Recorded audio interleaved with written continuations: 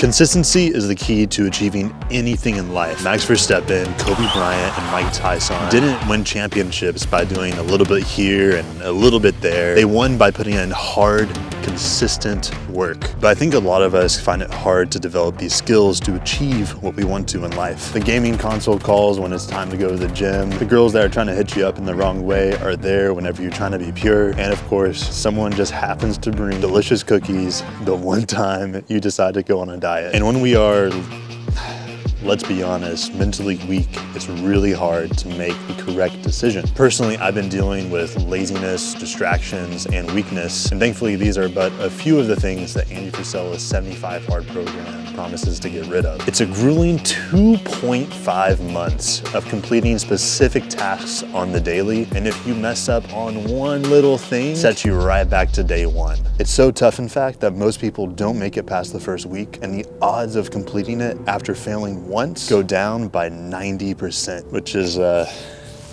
probably an issue for me because this is like my fourth time doing it. I have a huge mountain ahead of me, but I am determined because you see, the main problem I see in every aspect of my life is consistency. If I simply had the discipline and fortitude to get things done when they need to get done, I'd be so much further in my YouTube journey and my walk with Jesus. So it is insanely crucial for me to complete this program, or I may never become the person that I need to become. Now I can already hear some of y'all, even some of my friends, being like, why go that extreme? Like, do something small. Well, it's because big problems require big solutions. And this is something that I've dealt with pretty much all my life. Something that deep-seated in is gonna need a lot of power and punch to push it out. And also because I've done this program before. I mean, I haven't finished it, but I've done it enough to see the results. And I can honestly say that it does work. I was way more confident, had a clear head, and was way better about getting things done when they needed to get done. Not to mention I could stand outside in the cold with a t-shirt on for quite a while because I had some muscle on me. For once. So even though I have failed the program and the odds are now stacked highly against me, others have given me insane faith in the program and given me 3 ways to have a higher chance of accomplishing it. But what is the program? Well, it's 5 tasks that you have to do every single day, no matter what's going on in your life. The first is 2 45-minute workouts every single day, and one has to be outside. You can't do it in your carport or garage. You have to have open air right above you. And the second thing is to drink a gallon of straight water. No amino acids, no Gatorade, no powder, nothing, just straight H2O. And then you need to follow a meal plan. It can be whatever of your choosing. It just has to be something in line with your goals. If you're trying to lose weight, it should be geared to lose weight. If you're trying to gain muscle like I am, it should be geared to gain muscle. And with that, you can't have any junk food, sweets, or alcohol during this entire thing. And then the 4th task is to read 10 pages of a nonfiction book. I mean, it could be the Bible, it can be an autobiography, it could be a business help book, whatever it is, it has to be something where you're actually learning and it's not for like entertainment. And the last thing is to just take a progress photo. Now, no matter what you do for work, this is quite the commitment. For a freelancer like myself, with all of my many books, I read a lot of books.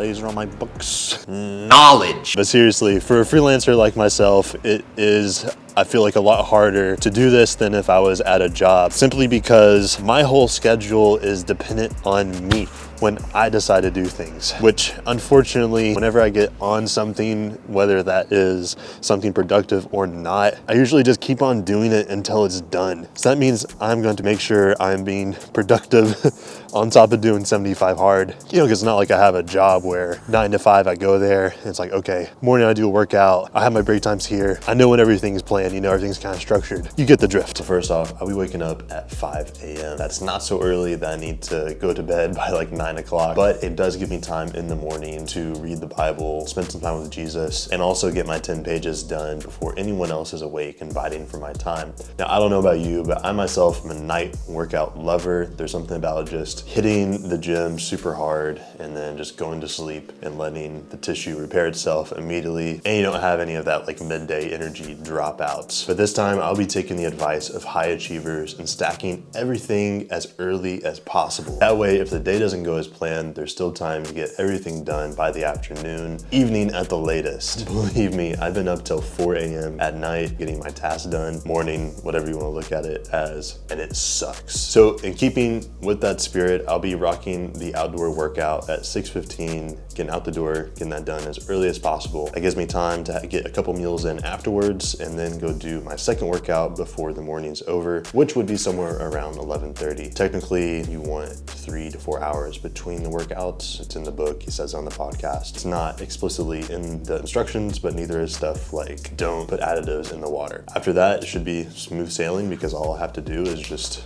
drink some water and eat some food.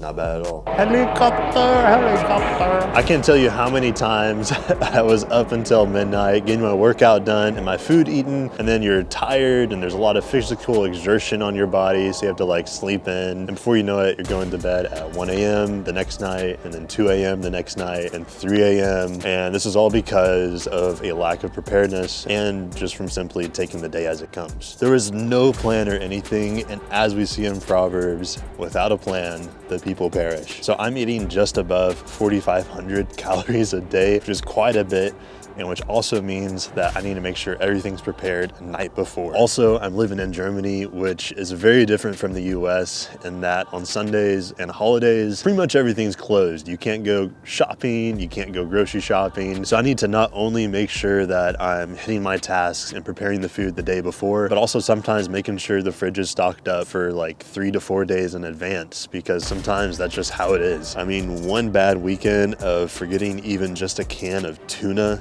and it's all over. And the next way is probably the most important, but also the hardest. And coincidentally, it's actually why I failed this last time on try number 3. I was doing a multiple day filming job at an amusement park. And because after the job was done, I said yes to going on a bunch of roller coasters and hanging out with people for way later than I should have, I ended up not completing my first workout until 10 p.m. Now, normally this is a time when I would just power through and get things done, go to bed at like 2 a.m. or whatever. But I had to run a camera the next day. So in order to be alert and aware for my task at hand the following day, I decided to cut my losses and call it a day.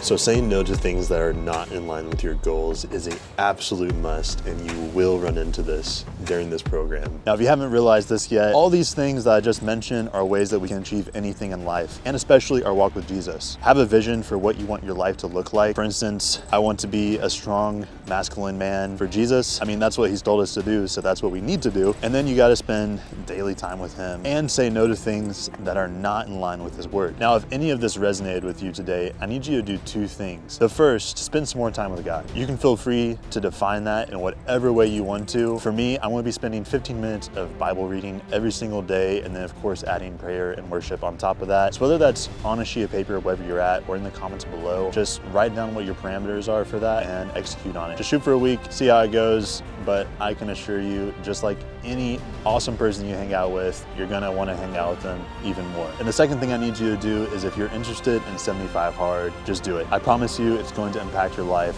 positively, especially if you come in at it with the right mindset. But if you need a little bit more convincing, we got cute little Romeo here, and he's here to convince you.